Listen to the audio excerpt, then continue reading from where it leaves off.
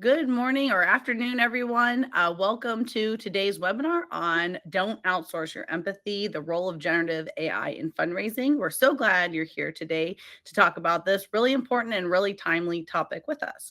My name is Elise Haynes. I'm the VP of Marketing here at TrueSense, and today I'm joined by Angie and David from our creative team, and they'll be walking you through the do's and don'ts and what they've learned to help make your fundraising better at your nonprofit.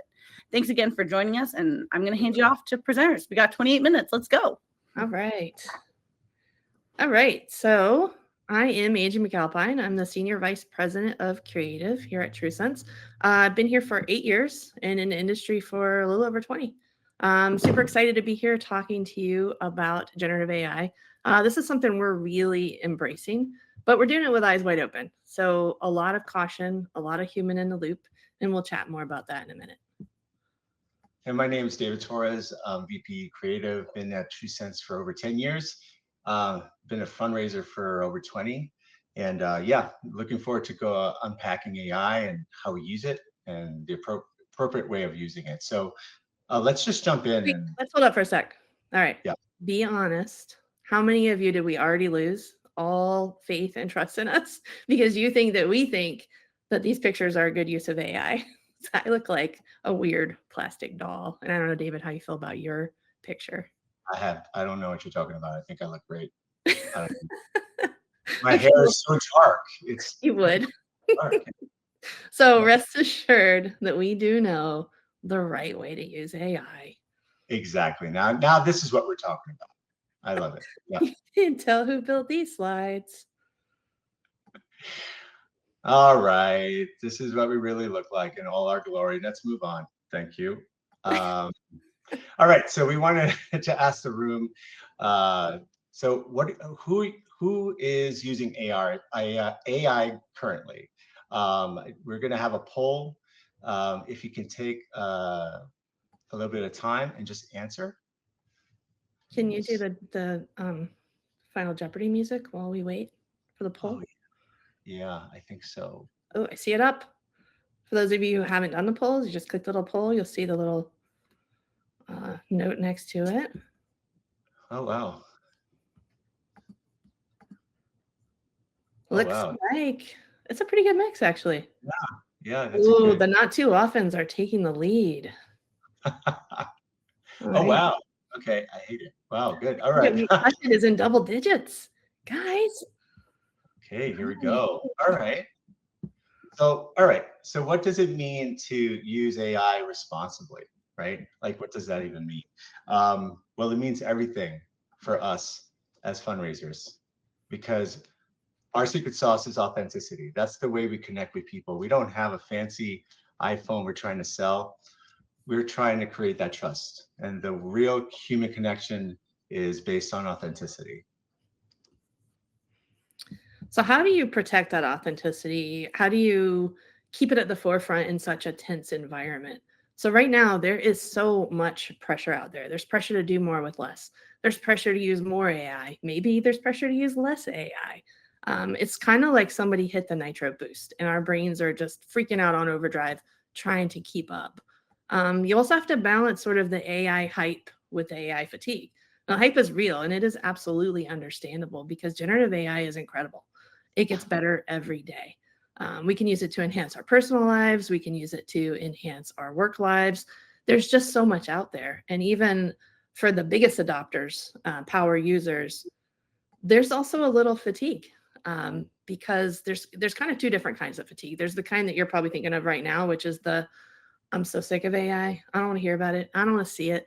I'm sick of not knowing if something is real or sick of people trying to trick me. That's certainly what we hear about. Yeah. Angie, is the equivalent to, can you just Photoshop it? Yeah, true. Like in the old days, just Photoshop it. It is very similar to that. But there's another kind of fatigue too. Like I said, even among the power users and the all AI all the time folks, we're kind of literally fatigued. We're exhausted, right? Our brains are trying to keep up with this ever-growing, ever-changing AI powerhouse. There's a million different platforms out there. You don't know which ones to use in the right places. And maybe you're feeling all of this right now, even those who appreciate it and understand it. And then you've got this sort of third out there factor of donor trust.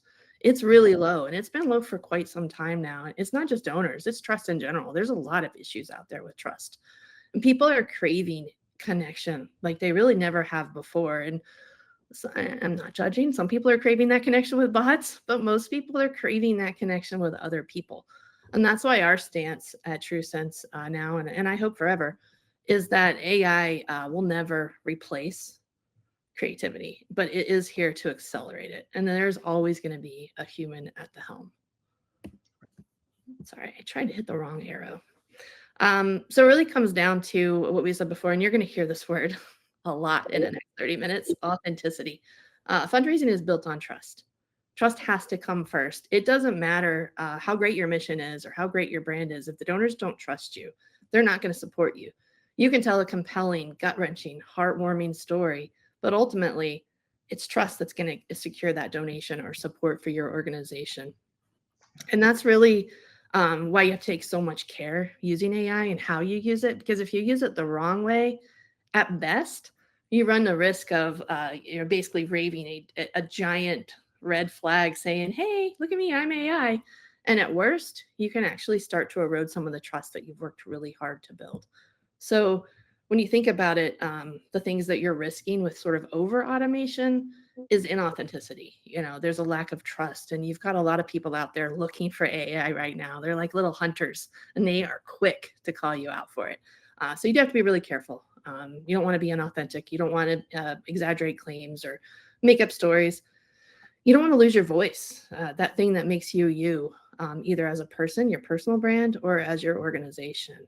You're going to definitely speed your productivity and your volume, but volume does not equal connection. So we do have to be really careful to protect those connections that we make.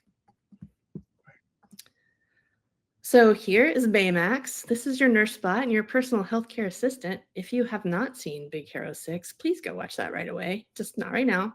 Finish the session and then go watch it. Great movie. Baymax is a helper. That's what he's here for. He's here to help. You're going to see a few of these slides throughout the deck with some of our favorite bots. If you did not put your bot in the chat, please do so when you come across it, or flash us a thumbs up or a heart emoji when we hit your favorite bot. And if we miss your bot, put it in the chat because David really wants to know. I do.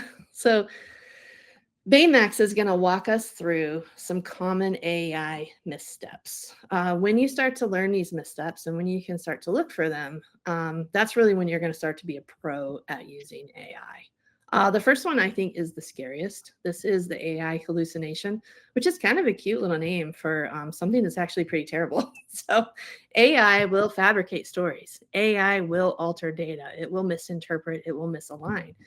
But it does it because it loves you and it wants to please you, right? So it knows what you're looking for and it's going to find a way to get it for you. So you have to be really careful and look out for those fabricated stories and altered data. It's also got some unintended bias and harmful stereotypes built in because AI is only as unbiased as what we feed it, and humans are flawed. We have our biases. We have stereotypes. Some of them are really harmful. Some of them, fight against inclusivity or might stereotype an entire group of people or population, or on the less, I think, harmful side, a location. So AI knows you want to personalize something to Texas. It's going to say, well, everything's bigger in Texas. Well, only non-Texans are going to talk like that, right? So you have to be really careful about that as well. It's also got, like I mentioned before, you've got those hunters out there just waiting to call you out for AI. It does have some triggers, some overused words, phrases, and constructs. It's going to use words that it thinks make it sound more human. And when it thinks you want to make a strong point, it's going to be very strong. It's going to underscore. It's going to delve deeper. It's going to weave a tapestry. It's going to be profound. It's going to say things like, it's important to note that. Or in today's digital landscape, if you think back to some recent presentations, you probably can hear some of these even in the presenter's speech because AI is writing some speeches these days too. My personal favorite, it's not just X, it's Y. An example of one that I actually saw was something like, it's not just words on paper. These are real lives at stake, David. Great. And then there's some forced staccato. Now, staccato, good writers know there's a great time to use that. It builds drama, it builds suspense, but when it's forced, it's pretty icky. It just doesn't work. It's really like a robot trying to sound like a human. So those are the kinds of things you need to be careful for. They sound really smart, but when you dig a little deeper, there's just something a little off about it. This one's a little triggering for me personally. Excessive use of M dashes. I love M dashes. It's my Me too. favorite punctuation. I'm nerdy. I have a favorite punctuation.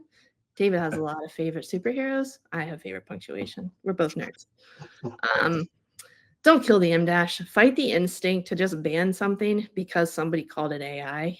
Protect it instead. Protect that little M dash. Use it sparingly. Use it effectively. Use it profoundly, but don't kill it. And then the last one, it lacks depth and emotion. It's a robot. This really shouldn't be surprising. It doesn't have depth and emotion. It's pretty surface level. So look out for that in these common AI missteps from our friend Baymax. Absolutely. So many missteps to be had, right? So you need guidelines. And so we want to take a little bit of time to just take a poll from the room. Who has a formal policy or is following a formal policy or guidelines around the usage of AI? So if you can just go to the poll section and give us your thoughts and vote, that would be great. Oh, wow. Yep. Ooh, 9 votes in, about half. It's pretty split. It's actually more than I thought. Oh, wait. Okay. That's pretty impressive. If you combine the yes and the we're working on it, that's pretty overwhelming. That is. Yeah, that's great. So uncharted territory, right? In a sense. Yeah. So it's very important, like how Angie had mentioned, this is paramount. We have a lot of missteps. We don't want to create any problems. So she's going to unpack some clear usage policies that we follow. Yeah, so R2D2, another favorite who doesn't love I saw a photo of him in the chat, so I do see it. We did it. Yeah. We hit somebody's favorite. Not hard to imagine why, because it's R2D2. So he's gonna help give some tips today on how to create a clear usage policy. Now, a lot of this actually comes from our TrueSense usage policy.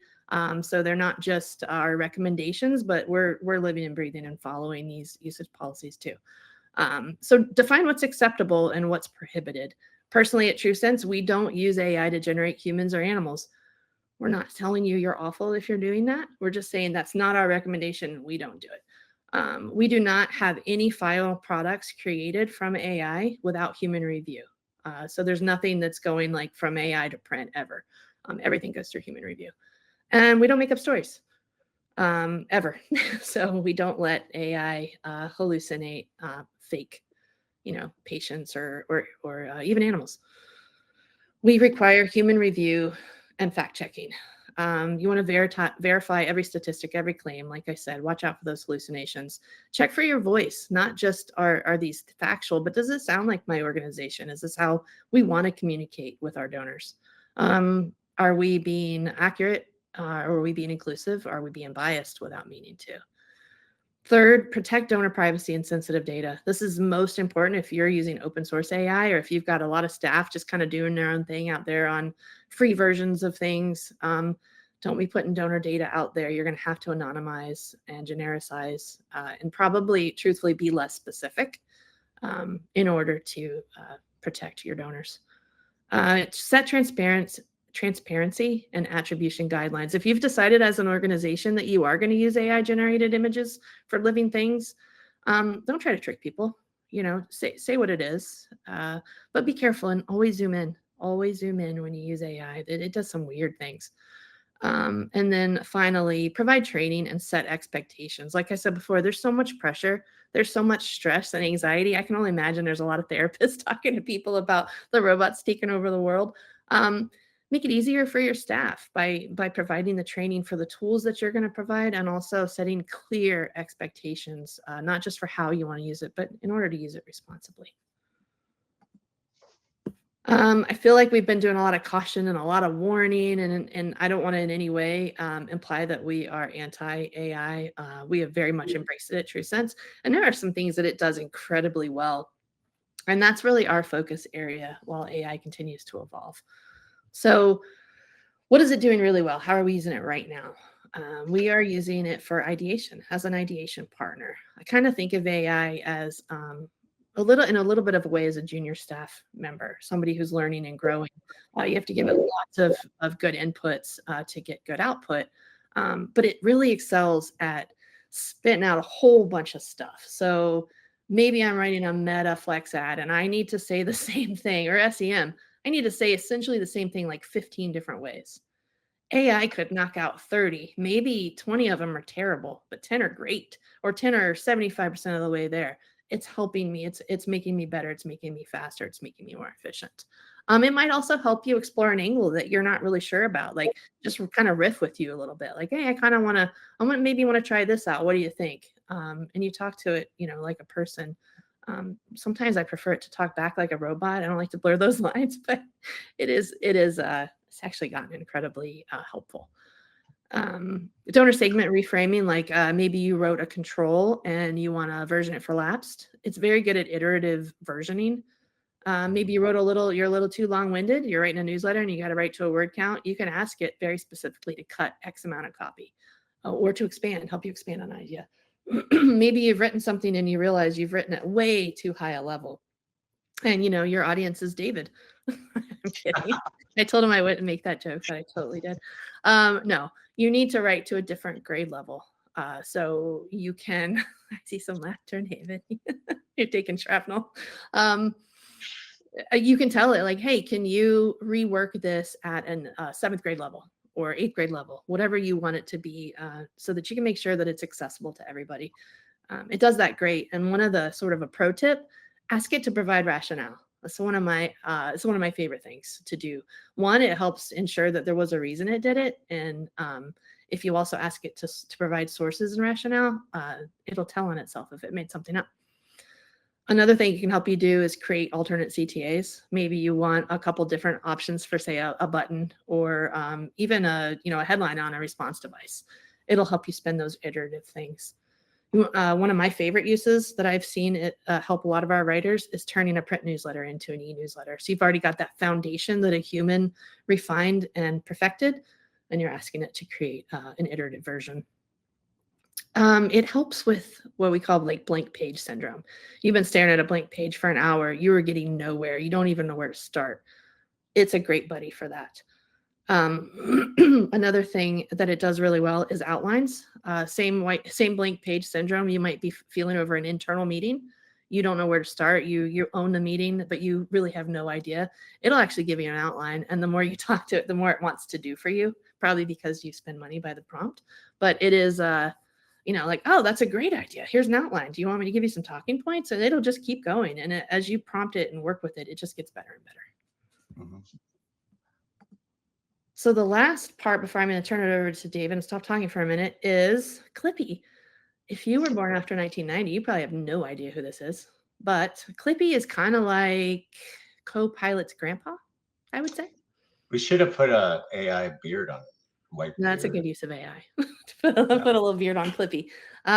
He came first. He's like the OG chatbot for Microsoft, and he is here to talk to you about writing effective prompts. Because as we said, most of those pitfalls from AI or things that it's not doing, if you think AI doesn't work or it doesn't write good copy or not giving you what you need, no offense, you might want to look inward. It might be your prompts. So after nailing down your corporate guidelines, I think your next best investment is prompt writing, learning how to put the right things in to get a desired outcome. Be very specific. Now, these are not all the things. This is 5. So there are a lot more ways to write good prompts. This first one is specificity. Don't just say, hey, can you write me a fundraising appeal? No. Can you write me a 250-word direct mail fundraising appeal, encouraging monthly donations for a food bank using best practices? And then, like I said before, pro tip, cite your sources, check your work. Provide all the background. There is not too much information. Like I said before, this is basically like a junior staffer. You need to give it everything. The source material, what's the voice, what's the tone, what's the brand, what's your mission, what's your goal? But again, be careful on open source. You may have to anonymize some of that information. You also need to tell it what not to do. So when it's kind of like a toddler, don't touch that. Don't touch that. You're not just telling it what to do. You need to tell it what not to do. Please only use information that I provided you. Do not make up stories. Cite all your sources, and make sure you're just extremely clear. Next, break complex tasks into steps and refine your instructions. So if you have a multi-part thing you're asking it to do, don't dump it all in your first prompt. Get each step where you want it to be and then build from that. And then finally, tell AI to check its work and provide the sources. And that's something I said before. And I just happened to look over at the chat and see, Phil, I absolutely agree with you. We use AI to turn transcripts into not just outlines, but we call them trip reports. So little write-ups from every interview we do on our research trip. And AI is so great at that. So many good uses. Now we talked a lot about copy. So I'm gonna let David jump in on some design. Thank you. And I just want to give a shout out to Henry with the vision, that vision, AKA Jarvis. So like that was a great representation of a great bot.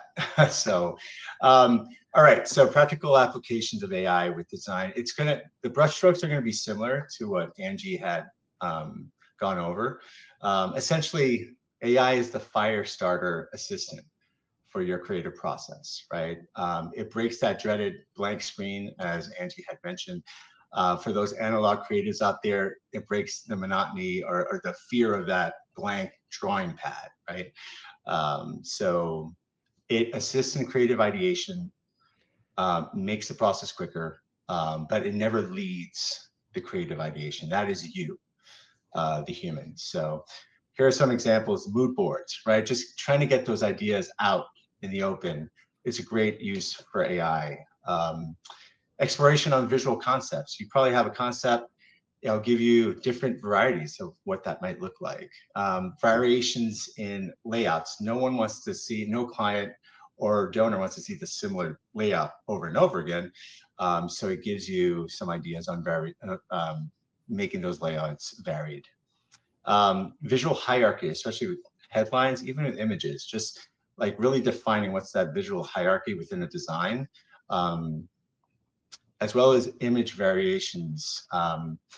There might be different ways of approaching a classic image. Let's say a child at a food pantry might involve a different perspective that you never thought about. So AI can bring that to the forefront and start that creative process. And definitely mock-ups, like just getting something out there so that the internal team could comment on and see if this is the art direction that definitely we need to move forward. So a shout out to the Bumblebee. Someone threw in Bumblebee in the chat, so thank you. So ethical use of AI. So essentially, it kickstarts ideation. It helps you, with that creative spark, but it doesn't define the creative solution. Second, if it's alive, leave it alone. There's no need to touch the true living experience, right? AI will never recreate the human experience, but we use AI to amplify the human impact that your organization's having. So you never want to touch anything that's true, so that you keep that authenticity intact. Expanding image backgrounds. So your organization might have iconic imagery that defines what you do and your mission. So widening that background so that it fits within different formats that we're trying to engage with that donor. We can use AI for that. Just be careful, zoom in.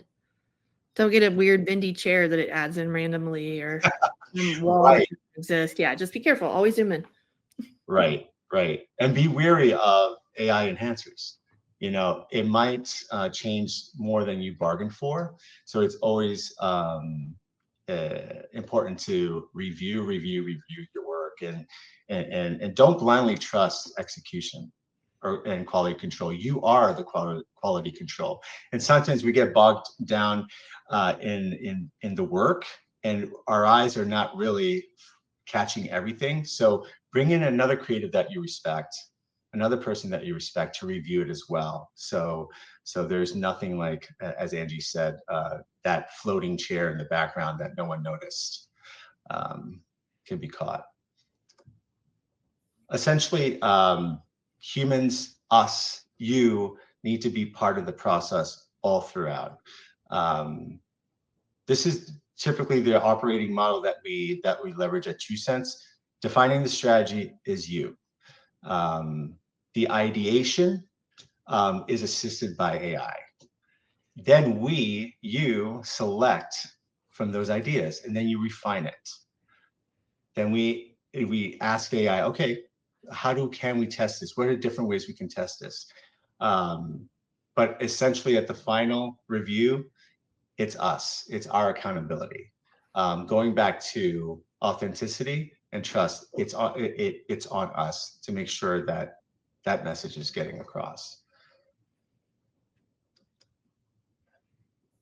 So we're going to go over some do's and don'ts, and being that Angie is a way more positive person than I am, I'll let you go through the do's. All right, and how appropriate to have C3PO do this, because he's kind of the, telling you what to do bot.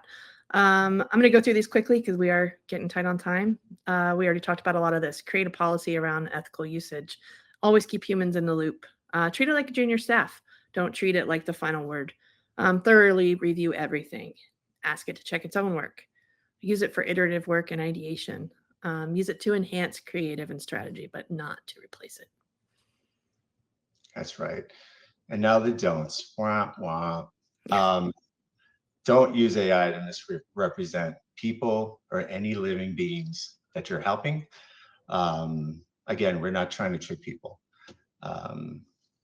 Don't fabricate stories. Like I said, AI is not going to replace or recreate a story. It's only going to amplify it. Our goal is to amplify the human experience.